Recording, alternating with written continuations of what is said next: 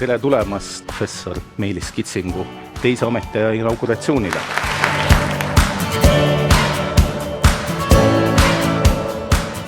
Ma soovin sulle tugevat närvi, head huumorimeelt ja et sa kunagi ei unustaks, et isegi kõige tõsisemad otsused on parimad, kui need on tehtud naeratusnäol.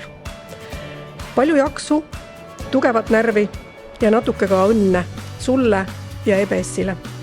Viivat rektor, viivat akadeemia!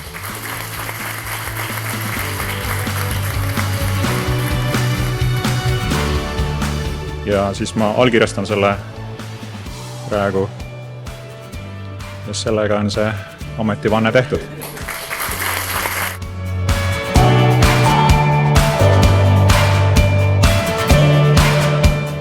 Väljakutsed on need ja on alati olnud, mis teevad meid tugevamaks.